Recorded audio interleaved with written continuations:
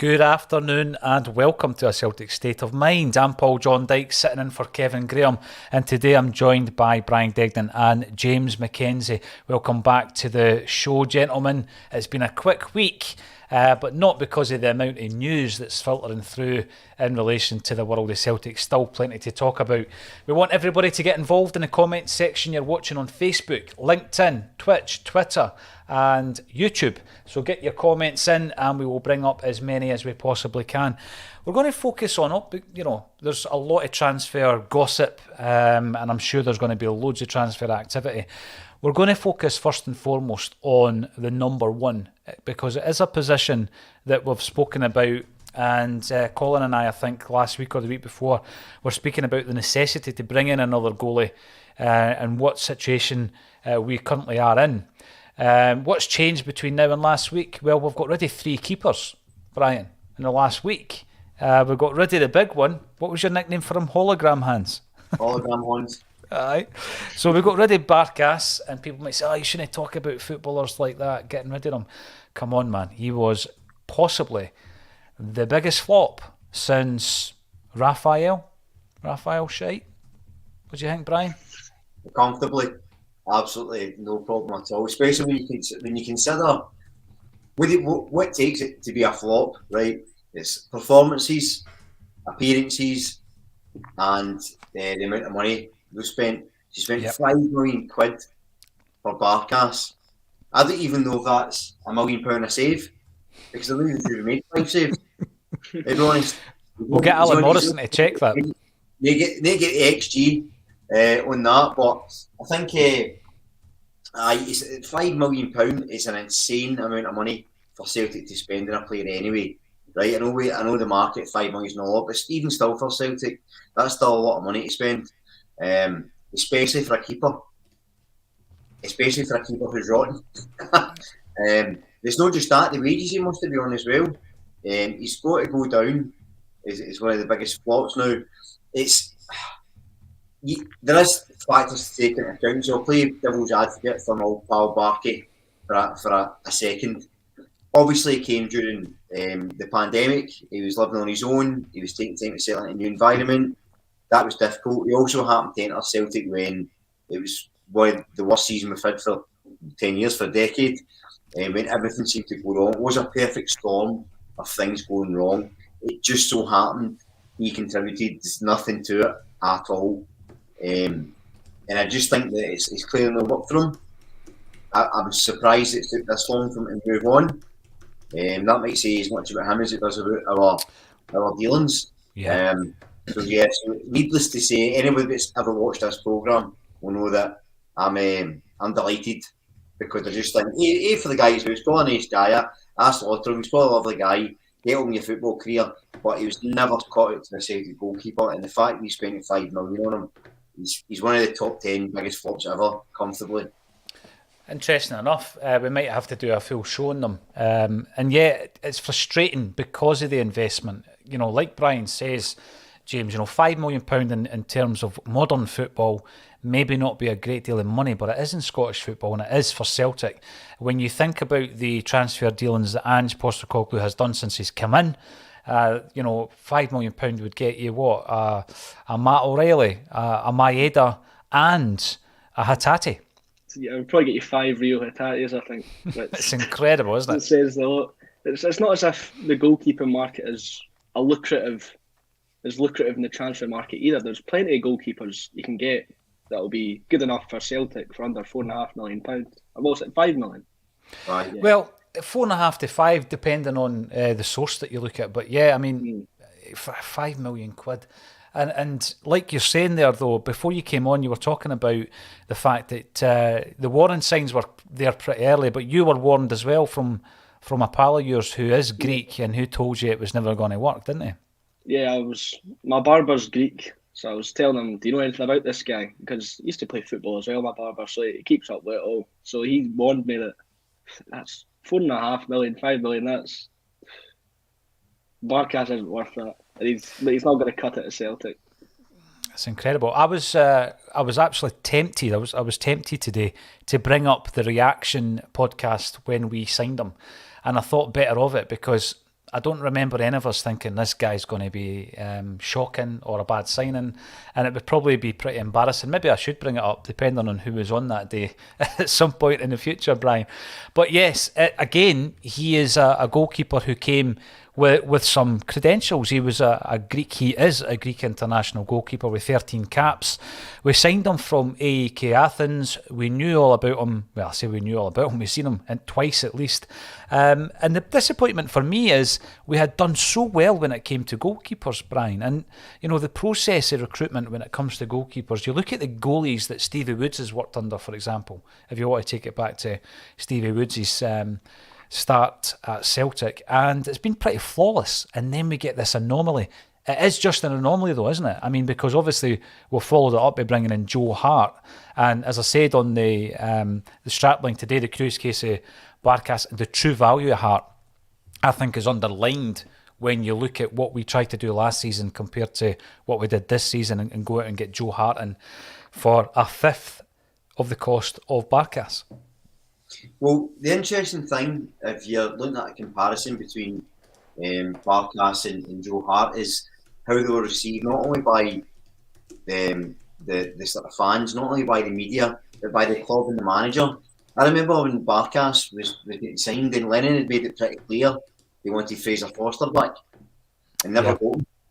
And it was pretty blatant, like Barkas was coming in, and they didn't really want him there. It wasn't his choice, right? So right for the off, you're thinking this guy's got a mountain to climb. Then Vasilis came out and said they'd rather be a left back. So right at the start, you're going, the gaffer doesn't want you. You're a back up there. Craig Gordon's left now. People are saying actually wish we'd have kept Craig Gordon, and you're telling her that you're a left back. So right for the off, he would have the mountain to climb. The fact that he was garbage didn't help, but certainly at the start it wasn't great. But then when Joe Hart comes in, he comes in with a sort of... He almost benefits from the fact Barkas was such a failure. Because almost any keeper coming in, people went, right, we've got a keeper now. We've got someone... He was always going to be better than what we had. But right at the start, he was coming there. Then he was coming with pedigree. So the media, because he's... Well, sections of the media were really positive about him coming in. It was seen as still quite a fairly big name, 75 England caps, playing for Tottenham. Well, he wasn't playing regularly for Tottenham, but he was there. So he came in with a sort of wave of expectation. The pleasing thing about Joe Hart, and the thing that I think is really important to remember, is how well he's done. Now, if you were to rewind the podcast, I wasn't overly cartwheeling about Joe Hart coming in. I thought it'd be interesting to see at the sort of pep stuff was wanting me about the playing out for the back.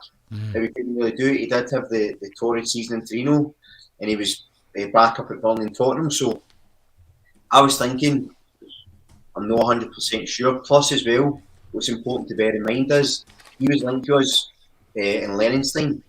So when Postecoglou came in and Joe Hart was coming in, you thought, this isn't a Postecoglou signing. This is going to be we've seen this show before. This is players getting thrust upon a manager.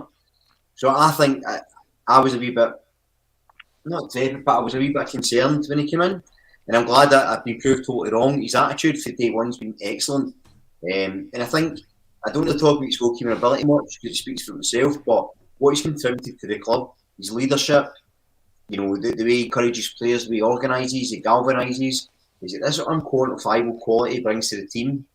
So experienced, the way he talks about the captain, about the club, the fact he took a massive pay cut to come just to play for Celtic. It all speaks volumes about his character, and any questions about is he a Postecoglou signing, I think have been eradicated now, because he's fitted that team dynamic so well in terms of the way he operates, the way the players got on with him, his performances, how he's delivering, and I just think he's been an unmitigated success at this stage. It has been. I'm thinking back to the pre-season, the summer where we brought Barkas in. And we obviously brought in a number of other players as well. James, some would say that we changed our kind of approach to recruitment at that stage. We bring in players like Shane Duffy, Albion Ajeti, Diego Laxalt came in a wee bit later. I think he made his debut in a 2-0 game against Rangers. And I mean, as a group, Acsom looked at that and I think we were all pretty buoyant about the fact that we'd performed well in the transfer market. And slowly but surely it was proven otherwise. We then find out, and interestingly enough, it was one of the points that Dermot Desmond brought up. We then find out that we believed we had Forster in the building. We believed he was going to sign. And then it was kind of last minute, there was a decision that he wasn't going to come in by the player, by which time we'd already agreed to let Craig Gordon go. So we left ourselves wide open to that. Do you think it was a panic buy, looking back, with hindsight, knowing now what we know? I don't know if you could say $4.5 million's a panic buy. I don't know if you spend that much if you're panicking. I think, well, I'd thought if fans had been talking about signing Barkas since the Athens game. I know that a lot of fans were keen on it. I don't know if Celtic had taken that on board, but it could look like a panic buy seeing as how he's played, but I don't think you spend $4.5 million on a panic buy. You see, when I look at the stature of him as well, compared to some of the keepers we've had in the not too distant past, it's a conversation I had a couple of weeks ago with an ex-player who said that he took one look at him and thought he's never going to be as commanding as he needs to be for Celtic. And I think forevermore, regardless of what happens, the name Barkas is always going to be associated with flops. He undoubtedly would appear in the Not The View category, They Embarrassed the Hoops, which used to appear on the back page. And people look back on Celtic goalies, and I always hear this, Brian, and I don't know if you remember this one, but I always hear the name Carol Muggleton being brought into the discussion when we're talking about flops. Carol Muggleton, I'm sorry, wasn't a flop. He absolutely wasn't a flop. I think he suffers from having an unusual surname, playing for a really rubbish Celtic side under Lou McCarry. But when you actually look at his, and wearing one of the worst ever Celtic goalie tops as well, when you look at his actual record, he played 13 games for Celtic and he had 9 shutouts. And I think about 8 of them were in a row. 8 shutouts in a row. He had one bad game, if I remember right. It was 2-0 away to Kilmarnock at Rugby Park. And he was dropped and never ever came back. So I never ever subscribed to the Carol Muggleton being a flop. I just think that that's something that's developed in time. But one that I would say was an absolute unmitigated disaster was Ian Andrews, goalkeeper that we brought in after the centenary year from Leicester. He played 8 games for Celtic, 1 shutout, and he was on the end of a 5-1 battering at Ibrox.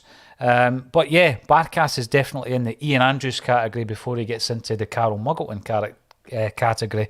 Just the other week there we were talking about departures. The other 2 goalies, Ryan Mullen and Ross Doohan, have also left the club. So that leaves us at the moment with Joe Hart, undisputed number 1. Backup Scott Bain, who it looks, Brian, that Ange likes him. He's given him a new contract, talks about him being an influential character behind the scenes. And we've got Toby Oluwayemi, who is pretty untested, 19 years of age, highly rated. And we've been looking at that and saying, well, we've also got Connor Hazard, who obviously was on loan last season. Would you ship him out and bring in a backup? There's been a few names mentioned, and most recently, Benji Siegrist, Dundee United, ex-Dundee United, now a free agent, seems to be doing the rounds, the 30-year-old goalie, having spent 4 years in Dundee. So what's your thoughts? Firstly, Brian, do we need to bring in another goalie when you consider that we've lost 3? And would you take a punt on Siegrist? Would he be happy to be a backup? So there's 2 ways to look at it. First of all, just going back to the question about the panic buy, I think the opposite of you, James. I think it was absolutely a panic buy. I think that's why we spent so much.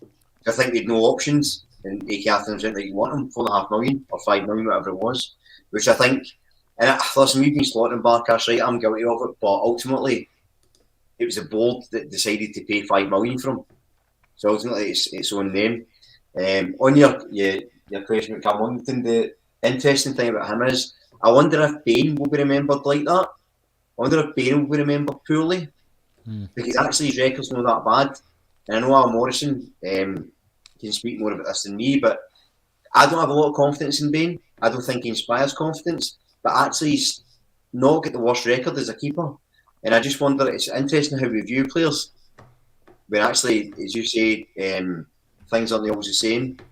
And regarding a backup, so I spoke recently about academy players coming through, and I think that the only academy players that I think could come up is Dane Murray, who I've been championing for a while, Boston Law, and the keeper, Olawemi. And I'm wondering if we buy another keeper, what does that say to academy players? Because if we let the 3 keepers go, and we've got Scott Bain, Toby Olawemi, and Joe Hart there. So if you're Toby, you're thinking, all right, now's my chance to step up. But if we sign another keeper, why would he stay at the club? Surely he's going to have to go. And if he goes, are we then going to ask the question, why is there no pathway? Why are these young players leaving? Exactly, yeah. So it's an interesting dynamic. And I don't think it's a reflection on Siegrist, because I would take a point on him in a second. I think he's a really, really good keeper. I think he plays well under pressure. I don't know how he is with the ball at his feet, but I think he's a good player, a good keeper, and a keeper that if you get him for free. But is it worth the risk to get him for free that you're letting another promising youth go? Not just for that youth, but what the message that sends to the rest of promising young players. Because if this isn't the time to get a pathway player through, when is the time? I think it's an excellent point, Brian. I'm going to throw this one over to James. There's loads of great points coming in, and I will bring them up. We made a list just the other week there about players who had left Celtic, having played either a handful of games or none whatsoever.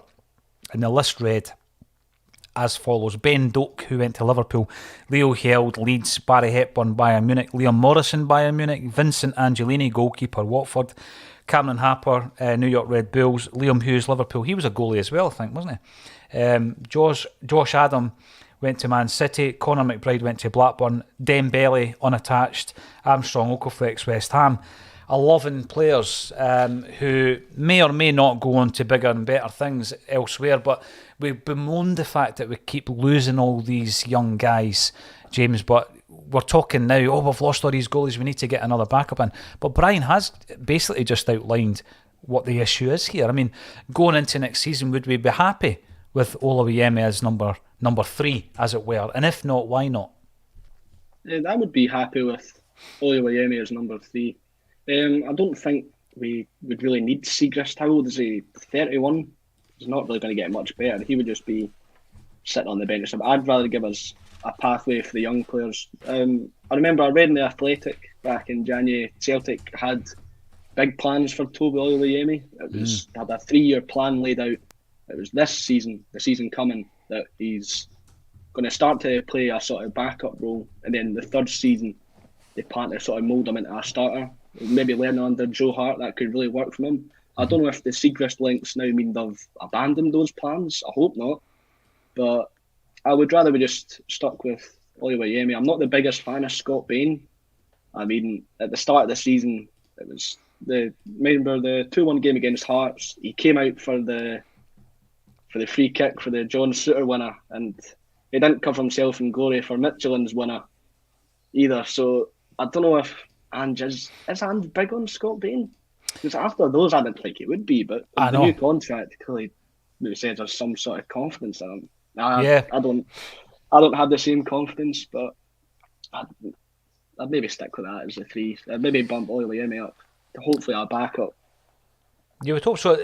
The thing is, I agree with you. I'm not a massive fan of Scott Bain. But it just appears in interviews that Ange is always bigging him up in terms of the character and the personality that he brings. It's liked in the dressing room as well. Yeah, to the dressing room. I think I'd rather have Siegrist than Bain. You know what I mean? And that's the issue, because Bain's here at stage, has been given a new contract. That's not going to happen. But I think when you've got a 19-year-old backup, I say a backup, a third choice, but we know how these things can happen.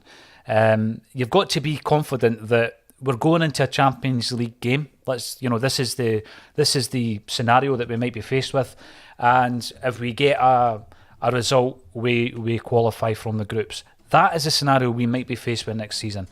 Joe Hart and Scott Bain, through a combination of injury and illness, could be unavailable.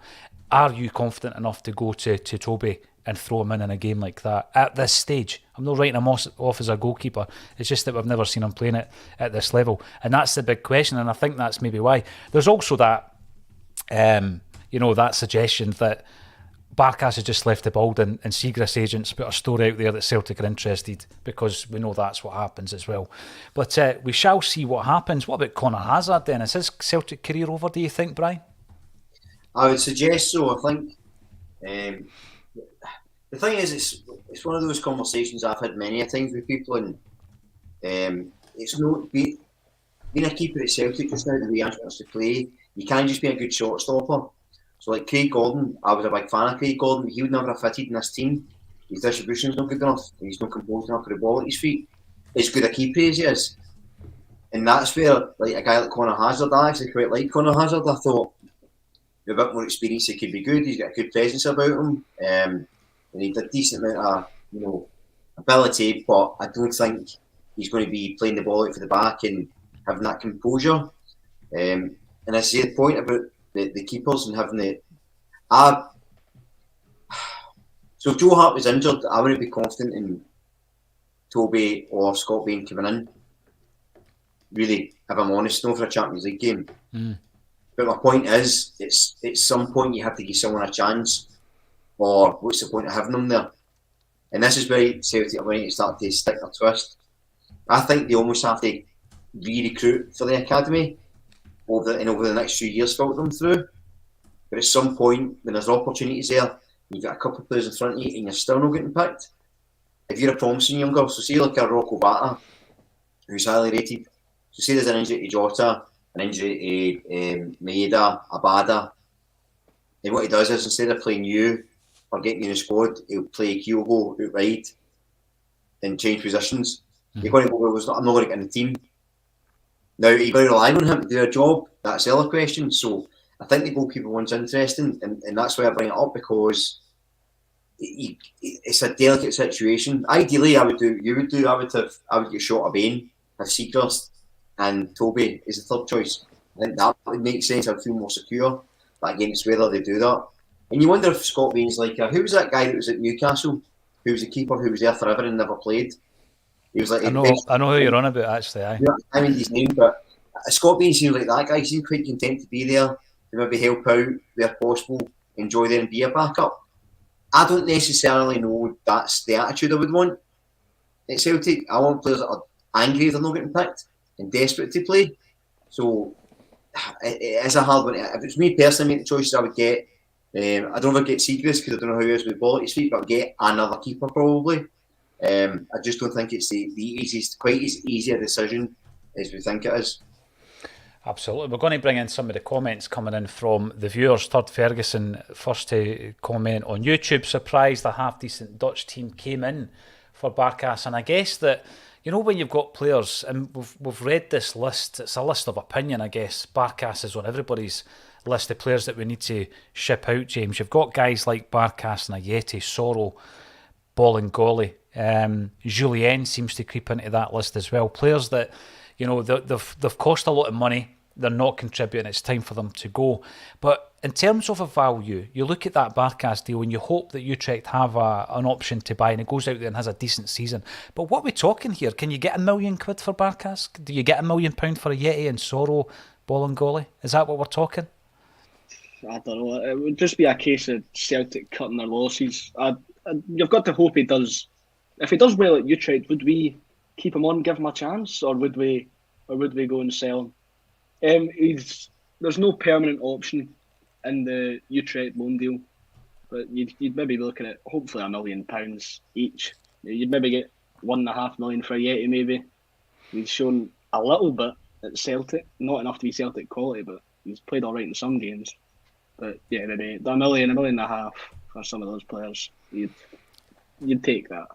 You would. It's pretty grim. It's grim to think that quite a bit of that money has been lost. The ridiculiser Barkas' lack of effort at training would have been his final day for me. Hart has embraced it and has been embraced. Could get another 5 years of him.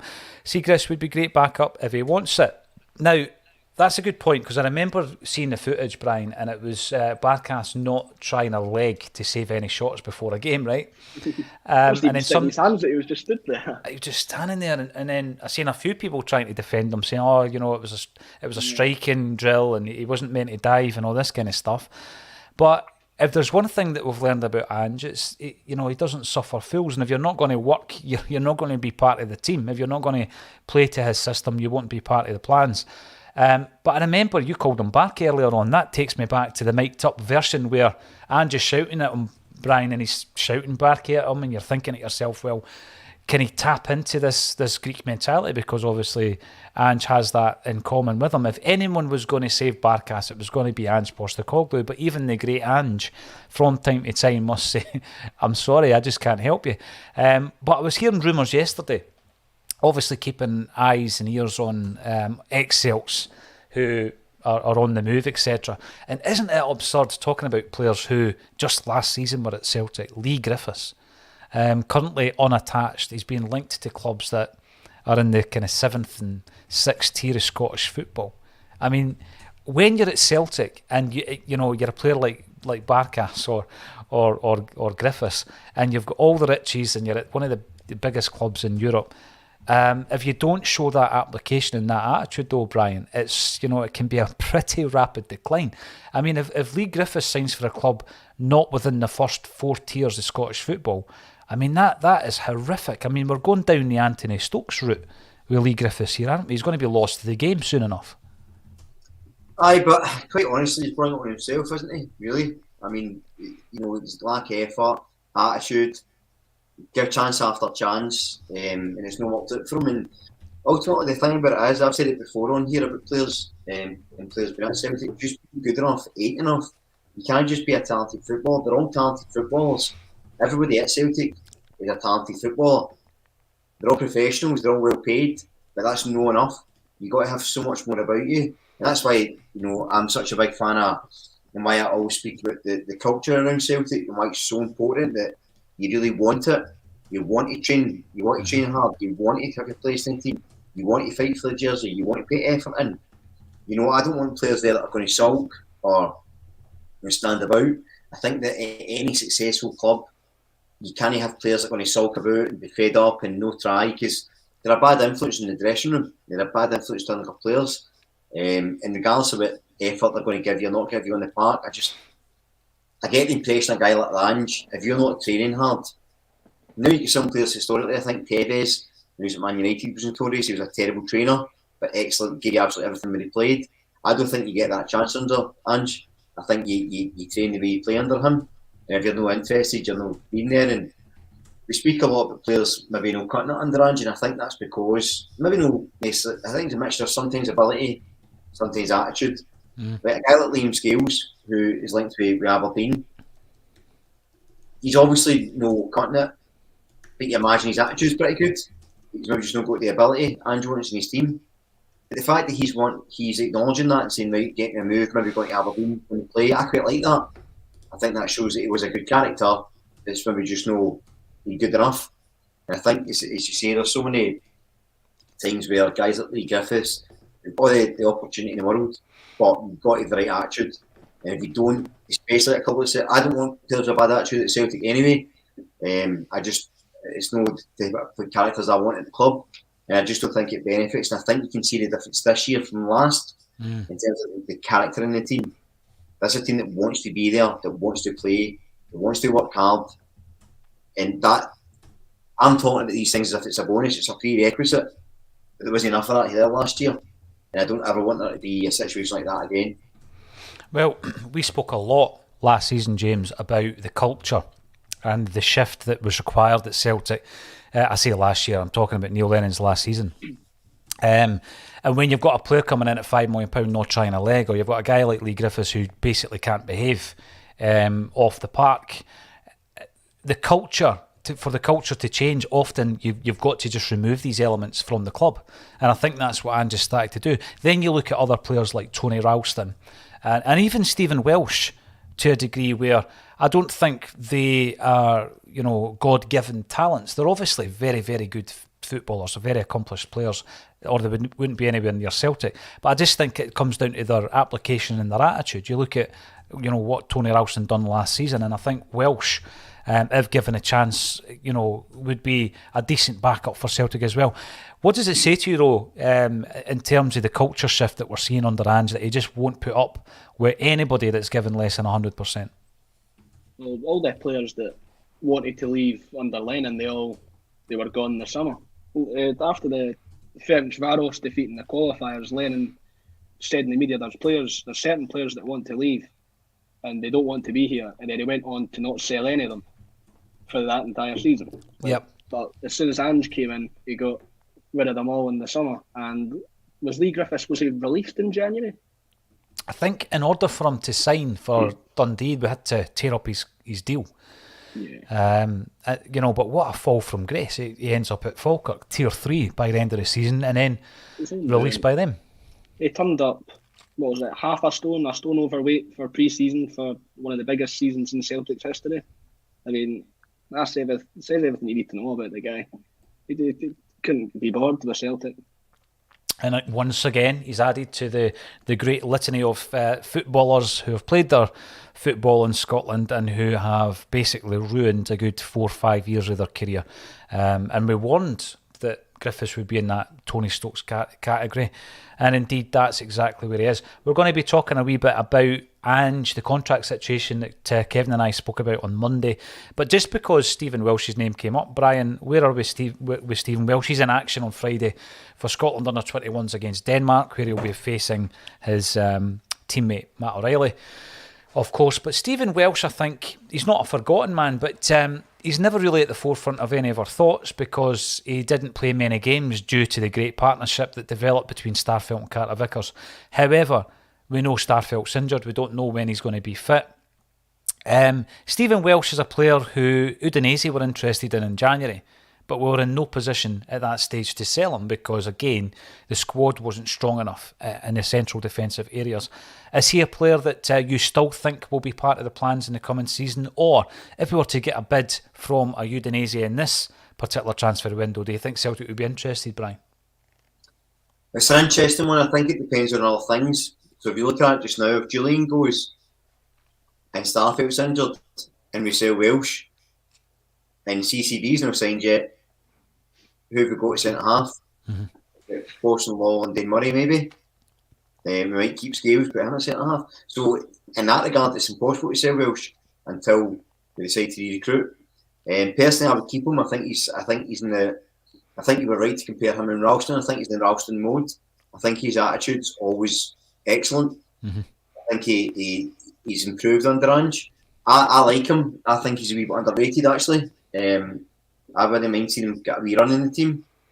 But it appears like the hardest positions to get in to Ange's team are goalkeeper and the two centre backs. Yeah, He's very keen to have that as a sort of, he doesn't tend to rotate that often. He keeps that as a very steady ship. So if you're a defender at the club and you get an opportunity and you take it, I think you're staying in the team until such times as, God forbid you get injured or your form drops. So at the moment, I don't think you can sell him, but it all depends on other people. So for instance, we keep Carter Vickers, we get another sort of first choice centre half in, keep Starfelt coming back, Julian maybe stays, then you can maybe entertain bids. But it all depends on other people at the moment. And I don't think that, given how well Angie's done to rebuild that squad, what we cannot do is go into this pre-season understaffed. What we can't do is be going, who we're going to play at centre half.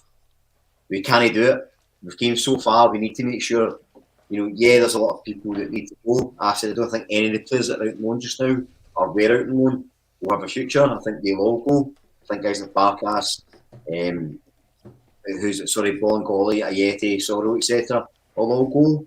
But what you can't do is start selling people when you've not got the cover or not got the replacements yet. The mistake we've made in the past is we highlighted earlier when Craig Gordon left and we go Barkas, we can't be in that position again, not after all the work he's put in, and I don't think Andrew would allow it. What about yourself, James? What's your take on Stephen Welsh? He's still an important part of the squad going into Angie's second season? I think he's a valuable rotation player. I think he's good enough for Scottish football, he'll do the job, but I'm not really sold on him against higher level opposition. You've just got to look at the Scottish Cup semi-final, although we wouldn't really want to look at that again, we want to remember it. We got significantly worse when he came on the park. It was Ralston left back and Welsh at right back, and then we got completely overloaded. I think, did he play against Bodo Glimt in the away game in Norway, where we all know how that game went? So I'm not really sold on him against upper tier opposition, but you'd keep him around because he's a reliable option when it comes to Scottish football. it will be interesting to see what happens with Julian as well. Keith Oakton, afternoon all from a wet Plymouth. I think it's wet everywhere. At the moment, it certainly is raining in Dalkeith. Good afternoon from a wet and miserable Fife. Kevin Porter, where in Fife are you? Let us know. Talking about Excelts, I've seen today that John Potter's just been announced as the manager of Celtic Hearts. So Excel came through the ranks as an S-form signing, did John? And he is now managing in the third tier of Scottish football in a league that also includes the likes of Dunfermline, Alloa and Falkirk. So I'm pretty sure that will be an interesting one, and we wish John all the very best. One of the good guys, Brian. One of the good guys. I used to get on the same Celtic supporters bus as his big brother as well. Paddy Lavery, afternoon, still dry in the Doyne, but rain is on its way. Well, just embrace it. Put on Acsom, get the kettle on, or have something a wee bit stronger, whatever your tipple is. Lanky, 67. I would rather have a keeper like Headman than have Barkas. Headman was, again, I think he flattered to deceive in his time at Celtic. He came in with a big reputation and on big money, in actual fact. And I'll always remember the game, I think, against Bayern Munich, where if it wasn't for Headman, we'd have probably won that and progressed in the Champions League. IH Decorating, welcome back. You're commenting on YouTube. I hope he finds form and rebuilds his career. Can't be easy moving country during a lockdown, as all the signings made during lockdown have proved. That's interesting, because you're right, how many of the lockdown signings were a success? And here's one in from the Urban Culture who is less sympathetic. Would anyone defending Barkas stand behind him if he fired a boomerang? Well, I don't think I would. Urban Culture. We need to talk about Ange as well. Kevin and I had a very interesting conversation on Monday. I'll start with yourself, Brian, where I said we're at that stage now where people will be looking from further afield at what Ange done last year. They'll be looking towards the Champions League, see how we perform on the Champions League level and on that stage. And before you know it, people will be interested in the likes of Ange, as well as the team and the players that he is building in and around Celtic Park. And is it time we get him tied down? Kevin didn't seem to think so. He was quite happy. He thinks the rolling deal works, because every day you wake up, you've got another year on your contract, so you're going to have to get released from that. Ange himself's quite happy with it. He's spoken about it, Brian. He said that, he always approaches his work like he's going to be there forever. So the contract thing doesn't really enter his mind. Do we need to protect our asset and get him on a longer term deal? Chris Sutton thinks so. What's your thoughts, Brian? I don't think it matters what a contract says, if I'm honest. I'm a cynical around contracts, because if Ange signs a 5-year deal today and Man City coming from tomorrow, that contract doesn't mean a thing. We'll get compensation maybe, but that would be it. I'm not suggesting Ange wants to leave any of that. Just use that as an example. We can sign players for 5-year deals, 4-year deals. If a bid comes in for them, they go. Or if the down tools they want to go, they'll go. Contracts are just about the compensation you're going to get if or when a player or a manager or coach goes. I think I'd be more sort of what I want to happen again, and it's 38-10. So then Rodgers Claxton. When Rodgers left, I was concerned not just with him, it's the fact he took everyone with him, all the backroom staff, all the behind the scenes guys, and that really crippled us. And I'm not blaming him for it. We've had that discussion, but that is more my concern. Is that I keep talking about it, the structure behind the club, and I don't think if you give Ange a 5-year deal, is he going to be here any longer than he's going to be here? No. He seems comfortable with it. The club seems comfortable with it. I don't think that secures anything. And think about it this way as well. Say we tie him into a 5-year deal and something terrible happens and he gets fed up. Do you want a manager at the club that doesn't want to be there? No. The same way you don't want a player that doesn't want to be there. All you want is you want the proper, appropriate compensation if or when they go. That's what the contract does. And for managers, is it that big? I don't know. I don't see Celtic changing how they do it. I don't think it's a big deal, really. If I'm honest, it's not something that keeps me up. I want Ange at the club forever, but I don't think a contract's going to make that happen. I think the contracts are largely irrelevant, if I'm honest. I'll come to yourself, James. I remember when we brought up the old podcast from, it was a reaction podcast from back in the day when Neil Lennon got the job. And Kevin Graham was sitting saying, he's a legend, he's an icon, that's never going to change. And then he kind of second guesses himself and says, well, that's unless he stops winning trophies. And I just think, you're right, Brian. We're sitting here and we're all about Ange, right? And we want that to continue. Of course we do. But we know in football things change pretty quickly. I think my take on it is that we've got someone here who's implemented in a very short space of time a culture at a football club that really needed an overhaul. It really did. And I think it's been evident in the last year that that's exactly what's happened. But in order to continue with that, and it goes back to something Brian says the other week there, you want that continuity, the continuation of a structure and a culture and a style and a philosophy. Would you not be better to keep the guy there that implemented it in the first place? And Kev says to me last week, on Monday actually, James, that he's not ready to hang his manager's jumper up yet, is Ange. And absolutely, but when the time comes, it would be great to retain somebody for once at Celtic, rather than it just be a constant conveyor belt of staff and managers leaving the club. It would be great to be able to have him still in the decision-making process, even though he wasn't a manager. What's your take on it, or do you agree with Brian? Yeah, Ange was absolutely vital to transforming the club. Last summer, you've got to do everything in your powers to keep him around. I don't know if he'd maybe want to bring his own staff. He seems perfectly content with John Kennedy and Gavin's chatting. So you definitely want to keep him around. I don't think it's the same as when we appointed Lennon after the Cup final. I think there was distinct sort of warning signs before Lennon got appointed that maybe it might not work. Maybe you want someone closer to the calibre of Brendan Rodgers as a manager. But I think, you've got to do everything in your powers to keep Ange at the club. Good shout. Now, what does everybody else think? I seem to be the only one to want someone on a 13-year contract. Dr. Nax, when I saw someone wanted Barkas, I thought it was a joke. Was there not interest, though, in January, Brian, that someone came in, a club came in, and Barkas at that point wanted to move to Italy? And the club was, I'm not sure if it was a Belgian club that came in for him. Lanky, 67, I hope all is well, Lanky. Celtic, 11 flops, here we go. Barkas, Doué, Raphael, Compere, Scales makes the cut. Borigter, Gravison, Juninho, Ljungberg, Miku and Lasad. Brian, are there any in that team that you disagree with? The Scales one's maybe a wee bit harsh because I don't know how his future is.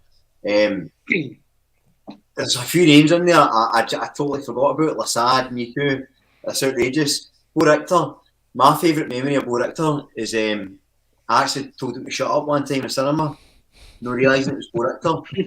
I was in seeing a film and I was sitting and somebody kept going on their phone and talking, and I looked at this, is his mate going to turn that off? And he said, oh sorry, I went, it's Bo Richter, just told Bo Richter to shut up. But he just signed at the time and I felt guilty, but he was rotten, so vindicated. Can you remember what film it was? No, my memory's not. I just remember that at the time.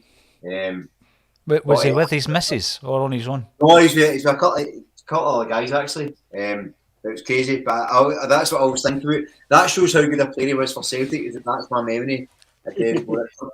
Wow, Doué, sorry. I'm assuming he means Doué, no Chad Doué. I think, well, that's a good question because I thought it was Doué, the guy that played against Clyde. I'll take his Doué. Chad Doué was pretty decent. Doué, I remember that game against Clyde. Keane's debut, wasn't it? It was him and Adam Virgo at the back. Aye. What a combination that was. Surprised Virgo's not on there, but I do love seeing some of those names. It's some of the signings we've had over the years is crazy. I see people, it's like ex-Celtic player so-and-so, and you think, really? You have to Google it. It's bad state of affairs. I'd have had Bangura and up front there, maybe. Oh, Bangura. Listen, see that you could maybe put Jack Hendry in as well. I know he's got better since he left Celtic, but if you're talking about just at Celtic, Jack Hendry was abysmal. I know. That movement, the pirouette at Partick Thistle, remember? It was just, he just kept running with the ball. He didn't know where he was going. I'm not denying that they've all been flops. Scales, I probably agree, might be a bit harsh. I think compare 60 minutes against Morton. Raphael, absolute disaster. Chaduri was good, but Doué wasn't so good. Barkas, rotten. Berictor, terrible and a stinking attitude. Gravison, was he a flop? Was he a flop in the games that he played? I mean, he played Champions League football for Celtic. He played against Man U in the 2 games, I think, that Nakamura scored the free kicks. Yeah.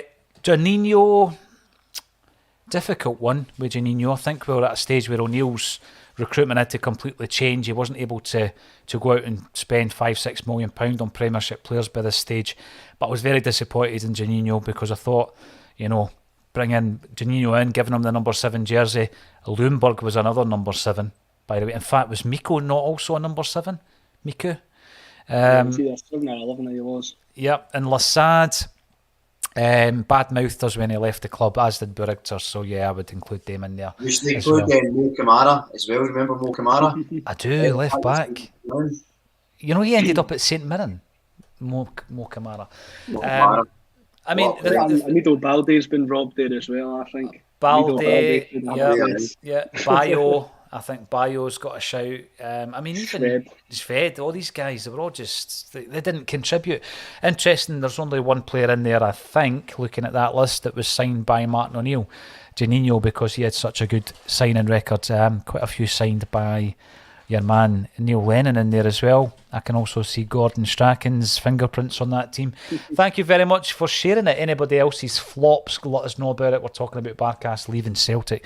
John McFarlane, never seen such bad movement in a goalkeeper. Barkas just was not it. And I think that vision of him against West Ham at the near post, I was talking to one of the guys that works in here this morning. I just said, even if you're playing sevens with your mates and you end up in goals for a minute, that you guard your near post. It was embarrassing. Got to that point where you thought to yourself, you weren't even sure if he was trying.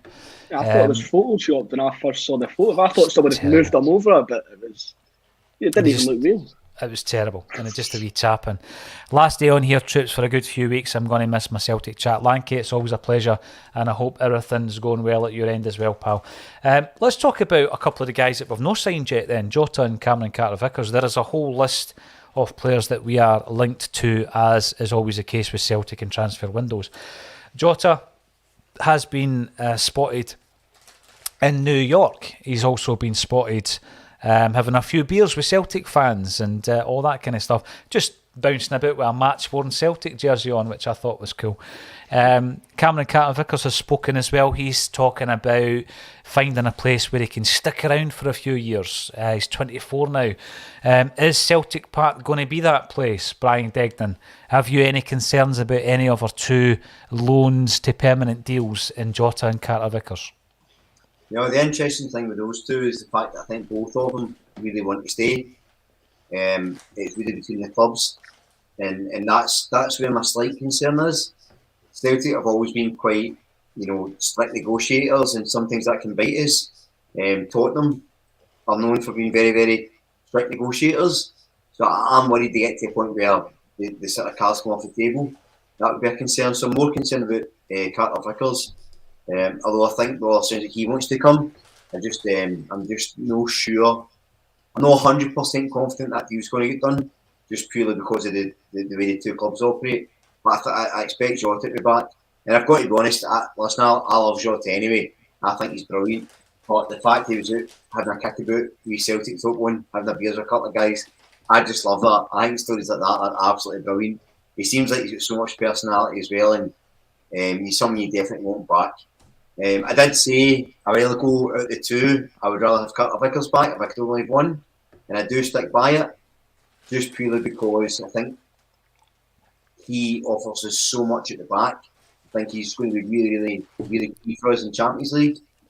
Of course, I've loved them both, but I'm a wee bit nervous with Carter-Vickers, but pretty confident on Jota. Interesting, James, you're nodding away there. Do you agree with Brian there on our current state of play with Jota and Carter-Vickers? Yeah, I'm fairly confident we'll get both of them over the line. You saw they went on holiday both of them went on holiday with, was it Starfelt and Welsh? So they seem to get along with the squad quite well. It's not as if they've really properly got settled anywhere else apart from Celtic. I mean, Jota wasn't really getting a look in at Benfica or any of his loan spells, but he came to Celtic and became a hit. Carter-Vickers has found a place where he's appreciated by the fans and the manager. You wouldn't want to pass up that. And you've got 60,000 fans that adore you. You don't think the players would want to pass up that opportunity. Well, I've said before, I think that we're in a position at the moment where we can't do any more as a club. And obviously, I don't know the financial element of this. You know, people might say, well, offer them more money. What I mean by that is they're in a successful Celtic side. The momentum is there. The mood is a positive one. You're playing for a gaffer in Postecoglou who has a clear vision for the football club. You've just won the league and you're about to play in the Champions League. We're not really ever going to be able to sell it any more than that. You know, I remember back in the day, Celtic was a hard sale. It was a hard sell to players like George Cadet, Van Hooijdonk, Andy Tom, Paolo Di Canio. You imagine being Tommy Burns, Brian, right? And bringing all these guys in and then having to go and show them around Barrafield training pitch. And we're maybe signing, like Di Canio signed from AC Milan. Imagine then showing them Barrafield and saying, yeah, this is our training facilities, Paolo. And I think it was a hard sell back then, so much so that we lost out on quite a few players of that ilk. I remember, obviously, David Ginola was very close to signing from PSG, it was at the time. And there was Marc de Gries, who was the Belgian player. And we just couldn't get these deals over the line. And they were signing for teams like Newcastle and Sheffield Wednesday instead of Celtic. So I think that, you know, we've done all we possibly can to sell the club to these two players. They've sampled the atmosphere, they've sampled the derby, the European games, with the promise of the Champions League next season. And I'm just hoping for that day pretty soon where they're unveiled as Celtic players. I'm going to bring up a few more of these points. Always interesting to get the views of those watching a Celtic State of Mind. And Sean comes in to say, anyone remember Oliver Capo? Played maybe one game. I do remember him. Was he no French? He was a French player, right?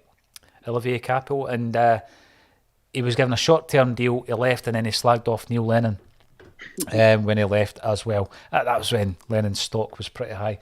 John McVeigh, Douay, Scottish Cup tie against Clyde at Broadwood. Yep, an absolute shocker. And the most shocking thing about that game, if you look back on it, right? When Clyde went ahead and they went on to win the game 2-1, Clyde had 2 goals chopped off. 2 goals had already been disallowed when they went ahead. So it could have been even worse. Robert Hyland is not having Liam Scales on that list. Tend to agree with you, Robert. Tend to agree with that. And let's get a few more others, maybe from my era, in actual fact. Tony Cascarino. Oh, Mizuno, yeah. The worst Japanese player ever to play for Celtic, possibly. Cascarino needs to be on that list. Cascarino was absolutely murder at a time when we were trying to kind of compete with a big spending Rangers in the early 90s. We brought in Liam Brady, who had absolutely no managerial experience whatsoever. Turns out he was Cascarino's agent, and we signed Cascarino for 1.1. The only good thing about Cascarino is we swapped him for Tom Boyd about 7 or 8 months later. Frank Kennedy, Wayne Biggins, Tony Kant, Scorino, and Mo Bangura. Amido Balde, yeah. You know what, you can't always get it right, but you would kind of hope that since Ange's come in, we're getting it right more often than not. There's a few players I want to talk about before the end of the show. We'll come back to it though, because I was interested to note some eagle-eyed Celtic fan noticed that the big banners had come down from Celtic Park. So we're eagerly awaiting the new installations. Brian, what should be around the facade? The fascia of Celtic Park? Should we just go with legendary players and figures and moments? Or should we give you a walk through the history of the club from our humble beginnings to Ange Postecoglou? What do you reckon should be on the banners? So here's my pie in the sky, super expensive suggestion. So you know the Alliance, it's got it all lights up basically outside. Right, so see if I had a magic wand and if this was even possible, I would have that outside Celtic Park, you know, around, but it would be holograms. So basically, it would be like footage. You're into your holograms today. I'm hologram daft. It must be the Jubilee of an There's one hologram I'm not interested in. Yeah, that's a one. And I would have like footage of the players like for the past and kind of highlights all playing like on the side of the wall or around the stadium all the time. So it's like almost like you're watching. So I'd imagine you can get right round and just watch the footage going round and round, something like that. Something really crackers I would have. Well, they probably just put up new pictures, if I'm honest. But that'd be my crazy choice. I'd have something really sort of modern and exciting and tech heavy. I like the idea. I do like the idea. That what I hate is driving past stadiums, often within housing estates or the old-fashioned stadium, like East End Park. Drive past that all the time, and there's like a million different billboards up on the side of the stadium. It's like every space has got a billboard on it. It looks absolutely horrific.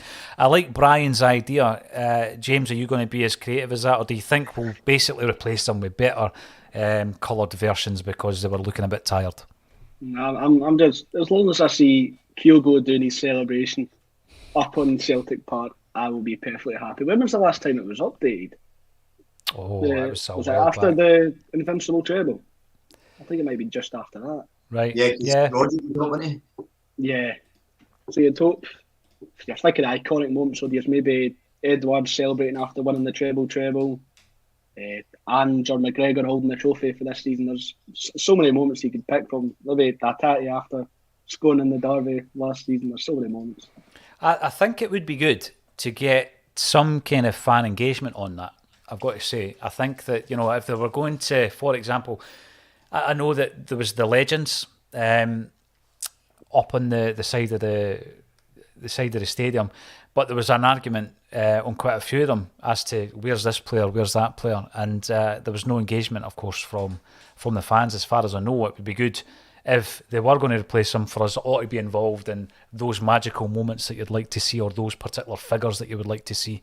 Not always players, of course. I think you've got to remember the contribution of players like Jimmy McGrory back in the day. If there was ever a statue for a player, Jimmy McGrory would need to be up there at the top of the list. It's just that it was pre-67 and, there's not a great amount of footage out there. So the modern day fans don't probably appreciate him as much. But you look at his record, he's still up there and one of the best goal scorers of all time.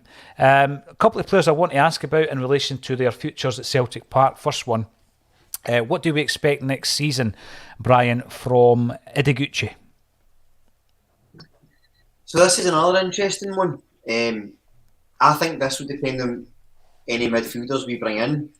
So I'm wondering so the way we're going to operate is much the same. So we're going to have the holding midfielder and the two sort of attacking midfielders. If we bring in another holding player, does that mean McGregor moves up?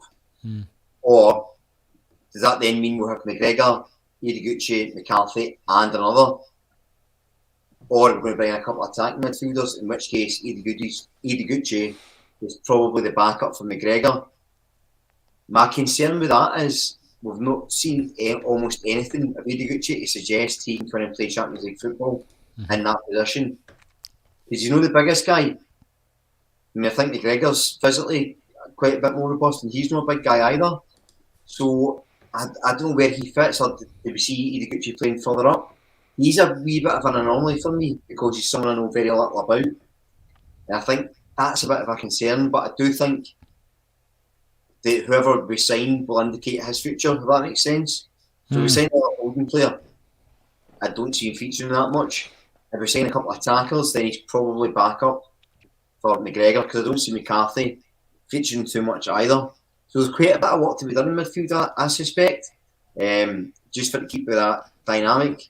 So it's not the greatest answer because I don't know, but I think whoever will sign will really dictate what Angie's vision is for Idiguchi moving forward. Although he has spoke quite glowingly about him and said next season we will see more. So it'll be interested to see how that pans out. When you look, James, at the success of the Japanese imports that Ange has brought to the club, Idiguchi is the guy at the moment that I think we're all kind of hoping will add to that quality. You look at his previous career, there was a slight concern perhaps that he has sampled British football before because he was at Leeds United. It didn't work out. Is that a concern for you, or do you think it was always the plan that Idiguchi would be part of the second season under Ange? I think he was just unlucky with when the injury occurred. It was just after January. The players that we signed in January were starting to get their opportunities. He got the injury at the wrong time. The midfield started to get settled and there was no room back into the midfield from. You'd think maybe with Atati's fitness issues, maybe would have got a chance. But and whenever we saw him, we got a glimpse of him. He looked like quite a decent wee technical player, maybe a good eye for a pass. But I think next season will really be when you can judge Ideguchi. Yeah, I think you're right. By the way, Pat Dolan comes in with Chris Killen. Yeah, Pat, he should be on a list of Celtic flop. Never good enough for Celtic. The other ones, again, they have been discussed, and it's maybe pretty obvious, but Jamesy Forrest and James McCarthy, the two Jameses, Brian, are they going to be used sparingly? Are they part of a rotational system, if and when required? Or do you think any of the two of them could stake a claim? Forrest is the one I'm not sure about. If he'd asked me before the contract extension, I would have said he's probably someone that's going to feature sporadically. He's maybe just going to have around the squad and sort of be there as cover just in case. I still think we'll sign another winger, but I suspect he's going to be there just for the sort of continuity aspect and a reliable, much like a Scott Bain actually, probably someone that's there and will feature now and again, or if there's an emergency, can come in and Ange knows what he's getting, what he's going to deliver. And he's also got that experience in the squad. So I think, I don't imagine you see an awful lot of James Forrest, but I think he'll be a fairly vital member of the squad, if that makes sense. I just don't think, I think he's one of the guys that will always be around, will be in the bench, just in case. McCarthy is a really interesting one, because you would think, if we're really up against the Champions League and had to see a game out, that's kind of ideal for him. He doesn't offer a great amount going forward, but he is good at disrupting play. He is good at reading danger. So he could be someone that's very, used very sporadically, but very importantly, in these bigger games, if we are get a lead, bring him on for the last 10 minutes. Not necessarily. I don't think Ange will ever shut up shop and drop everyone back. But we saw him coming on. Beaton's done it a few times, just to maybe calm things down and put those blockers in. So again, I think they can't feel of a part to play, but it'll be a very specific part. I don't imagine you'll see him much domestically. He'll probably be someone that comes on just to show up when we're up against it a wee bit. But I don't imagine he'll feature much across the season. Well, I'm kind of looking at it, James, and thinking, well, I'm glad they're there in terms of their experience. We've lost Beaton and we've lost Rogic. Bags of experience at Celtic Park. So to have Forrest and McCarthy in there, I think it's important.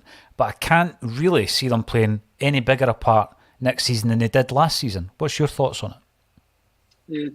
I can't really see any of them making much of an impact on the squad. Really, I think Forrest, they popped up with a couple of important goals last season. I think he scored away to Livingston, the goal in the League Cup semi-final. But I think he's not as good as he was maybe 2 or 3 years ago. He's lost that turn of pace, which was a vital part of his game. As far as McCarthy goes, I think I agree with what Brian was saying. He'll just be brought in to sort of show up the games, because I don't think the McCarthy deal was a good deal in the first place, because he was injury prone and aging, and we gave him a 5-year deal. So he'll obviously be around the club considering he's signed for 5 years. Absolutely, yeah. It is one of those interesting ones. Who knows how much they'll contribute. Hopefully they'll be contributing to a Celtic season full of success. Thank you everybody for getting involved in the chat. And all that's left for me to say, Brian Degnan and James McKenzie, thank you for joining me on A Celtic State of Mind.